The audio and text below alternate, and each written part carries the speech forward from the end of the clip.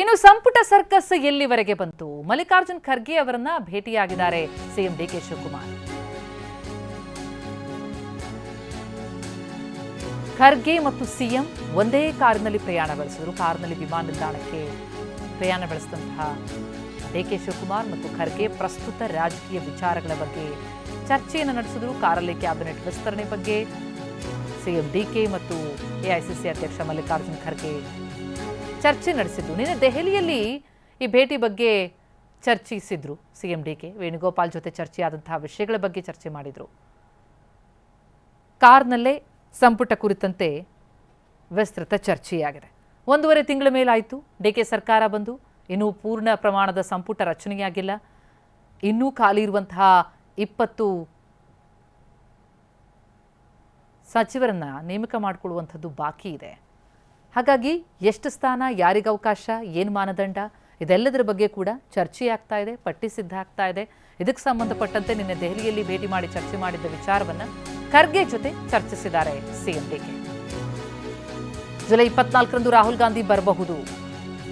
PWD ಸಚಿವ ಸತೀಶ್ ಜಾರಕಿಹೊಳಿ ಈ ಬಗ್ಗೆ ಹೇಳಿಕೆ ಕೊಟ್ಟಿದ್ದಾರೆ. ಮಂತ್ರಿಮಂಡಲದ ಬಗ್ಗೆ ಮಾತ್ರ ಚರ್ಚೆಯಾಗಿದೆ. ಸಂಪುಟ ವಿಸ್ತರಣೆ ಹೈಕಮಾಂಡ್ ನಿರ್ಧಾರ ಫೈನಲ್ ಆಗಿರುತ್ತೆ. ಬೆಳಗಾವಿಗೆ 2 ಸ್ಥಾನ ಕೊಟ್ಟರೆ ಒಳ್ಳೆಯದು ಅಂತಲೂ ಕೂಡ ಸತೀಶ್ ಮಾತನಾಡಿದ್ದಾರೆ.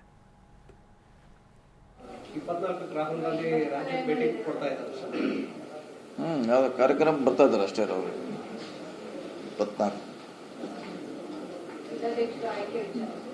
ಇಲ್ಲ ಅದಕ್ಕೆ ಕಮಿಟಿ ನಿಮಿಷ ಅವ್ರು ಡೆಲ್ಲಿಗೆ ರಿಪೋರ್ಟ್ ಕೊಡ್ತಾರೆ. ಇಲ್ಲಿ ಕೊಡೋಲ್ಲ ಅವರು.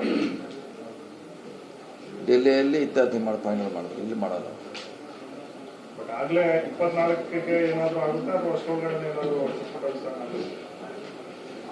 ಆಗ್ಬೋದ್ರಿ. ಅದಕ್ಕೆ ರಾಹುಲ್ ಗಾಂಧಿ ಬರೋದಕ್ಕೂ ಅದಕ್ಕೂ ಏನು ಸಂಬಂಧ, ಅದು ಸಪ್ರೇಟ್ ಆಗಿ ರಾಹುಲ್ ಗಾಂಧಿಗೆ ಬರುವಂಥ ಕಾರ್ಯಕ್ರಮ ಬೇರೆ ಇದೆ. ಗೊತ್ತಿಲ್ಲ, ನನಗೂ ಗೊತ್ತಿಲ್ಲ. ಆದಷ್ಟು ಬೇಗ ಆಗ್ಬೇಕು ಅನ್ನೋದು ಅಷ್ಟೇ ನಾವು ನಿರೀಕ್ಷೆಯಲ್ಲಿದ್ವಿ. ಬೇಗ ಆಗ್ತದೆ, ಬೇಗ ಆಗ್ತದೆ ನಾವು ನಿರೀಕ್ಷೆಯಲ್ಲಿದ್ದೀವಿ. ಆದರೆ ಒಳ್ಳೇದು. ಅಂದರೆ ಎಲ್ಲರ ಕೆಲಸಕ್ಕೆ ಅವ್ರವ್ರ ಇಲಾಖೆ ಅವ್ರವ್ರ ಖಾತೆ ಕೆಲಸಕ್ಕೆ ಹೋಗ್ತಾರೆ. ಇದು ರಾಹುಲ್ ಗಾಂಧಿ ಅವರು ಕೂಡ ಖಾಸಗಿ ಸಂಸ್ಥೆಯಿಂದ ಸರ್ವೆ ಮಾಡಿಸಿದ್ದಾರೆ. ಇಲ್ಲಿ ಶಾಸಕರ ವರ್ಚಸ್ಸು ಹೇಗಿದೆ, ಮತ್ತೆ ಪಕ್ಷಕ್ಕೆ ಸಂಘಟನೆ ಅವರು ಯಾವ ತರ ಇದೆ, ಅದೆಲ್ಲವನ್ನು ಕೂಡ ಅವರು ಮಾಹಿತಿ ಸಂಗ್ರಹಿಸಿದ್ದಾರೆ.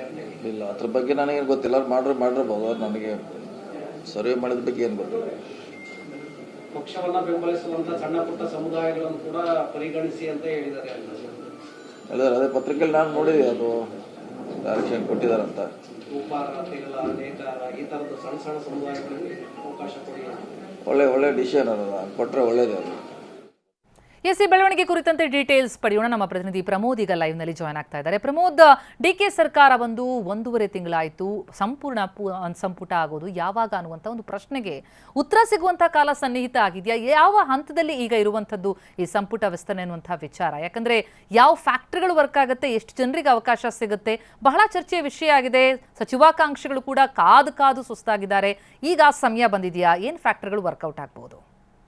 ಇನ್ನೇನು ಬಹುತೇಕ ಮುಂದಿನ ವಾರದಲ್ಲಿ ಸಂಪುಟ ವಿಸ್ತರಣೆ ಆಗೋದು ಬಹುತೇಕ ಪಕ್ಕ. ಆದರೆ ಯಾವಾಗ, ಯಾವ ದಿನಾಂಕದಲ್ಲಿ ಮಾಡಬೇಕು ಅನ್ನೋದ್ರ ಬಗ್ಗೆ ಇನ್ನೂ ಕ್ಲಾರಿಟಿ ಸಿಗ್ತಾ ಇಲ್ಲ. ಯಾಕೆಂದರೆ ಒಂದು ಲೀಸ್ಟನ್ನು ಈಗಾಗಲೇ ಹೈಕಮಾಂಡ್ ನಾಯಕರು ಕೂಡ ರೆಡಿ ಮಾಡ್ತಾ ಇದ್ದಾರೆ. ಪ್ರತಿಮಾ, ಈಗಾಗಲೇ ರಾಜ್ಯ ನಾಯಕರು ಕೊಟ್ಟಿರುವಂಥ ಹೆಸರುಗಳು ಒಂದು ಕಡೆಗೆ ಆದರೆ ಮತ್ತೊಂದು ಕಡೆಗೆ ಹೊಸ ಮುಖಗಳಿಗೆ ಅವಕಾಶ ಕೊಡಬೇಕು. ಜೊತೆಗೆ ಮುಂದಿನ ವಿಧಾನಸಭಾ ಚುನಾವಣೆಗೆ ಸಂಬಂಧಪಟ್ಟಂತೆ ಈಗ ಈ ಮೂಲಕ ಅಂದರೆ ಸಂಪುಟದ ಮೂಲಕ ಒಂದು ಸಂದೇಶ ರವಾನೆ ಮಾಡಬೇಕು ಅನ್ನುವಂಥದ್ದು ಹೈಕಮಾಂಡ್ನ ನಿಲುವು. ಈ ಒಂದು ಕಾರಣಕ್ಕೋಸ್ಕರ ಮತ್ತೊಮ್ಮೆ ಈ ರೀವರ್ಕ್ ಮಾಡುವಂಥ ಪ್ರಕ್ರಿಯೆ ಜಾರಿಯಲ್ಲಿದೆ ಅಂತ ಹೈಕಮಾಂಡ್ ನಾಯಕರು ಕೂಡ ಅವ್ರದ್ದೇ ಆದಂಥ ರೀತಿಯಲ್ಲಿ ಅವ್ರದ್ದೇ ಆದಂಥ ಮಾಹಿತಿಯನ್ನು ಪಡೆದುಕೊಂಡು ಯಾವ್ಯಾವ ನಾಯಕರಿಗೆ ಅವಕಾಶವನ್ನು ಕೊಟ್ಟರೆ ಸಹಾಯವಾಗುತ್ತೆ ಅನ್ನುವಂಥ ಲೆಕ್ಕಾಚಾರದಲ್ಲಿದ್ದಾರೆ. ಇದರ ಜೊತೆಗೆ ಇವತ್ತು ಮುಖ್ಯಮಂತ್ರಿ ಡಿಕೆ ಶಿವಕುಮಾರ್ ಅವರು ಕೂಡ ಮಲ್ಲಿಕಾರ್ಜುನ್ ಖರ್ಗೆ ಅವರನ್ನ ಭೇಟಿಯಾಗಿದ್ದಾರೆ. ಮಲ್ಲಿಕಾರ್ಜುನ್ ಖರ್ಗೆ ಅವರನ್ನ ಭೇಟಿಯಾಗಿ ಎಲ್ಲೂ ಕೂಡ ಸಾಕಷ್ಟು ಮಾತುಕತೆಗಳನ್ನು ಮಾಡಿದ್ದಾರೆ. ಮಾತುಕತೆ ಆದ ಬಳಿಕ ಅನೇಕ ವಿಚಾರಗಳು ಸಹಜವಾಗಿ ಚರ್ಚೆ ಆಗುತ್ತೆ. ಪರ್ಮಿಟೇಷನ್ ಕಾಂಬಿನೇಷನ್ಸ್ ಬಗ್ಗೆ, ಜಾತಿ ಸಮೀಕರಣದ ಬಗ್ಗೆ, ಜೊತೆಗೆ ಪ್ರಾದೇಶಿಕವಾರು ಸಮೀಕರಣಗಳ ಬಗ್ಗೆ, ಜಿಲ್ಲಾವಾರು ಪ್ರಾತಿನಿಧ್ಯದ ಬಗ್ಗೆ ಇದೆಲ್ಲವೂ ಕೂಡ ಚರ್ಚೆ ಆಗುತ್ತೆ. ಆದರೆ ಎಲ್ಲ ಜಿಲ್ಲೆಗಳಿಗೂ ಪ್ರಾತಿನಿಧ್ಯ ಕೊಡಲಾಗತ್ತಾ? ಅದ್ರ ಬಗ್ಗೆ ಇನ್ನೂ ಕೂಡ ಕೆಲವೊಂದಿಷ್ಟು ಪ್ರಶ್ನೆಗಳಿವೆ.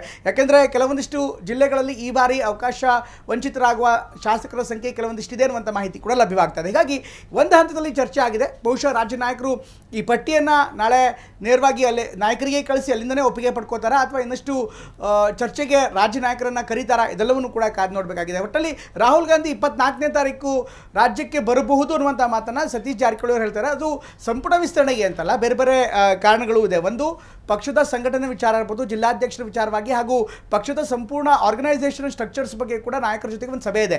ಕೆ.ಸಿ. ವೇಣುಗೋಪಾಲ್ ಅವರ ಬರುವಿಕೆ ಇದೆ.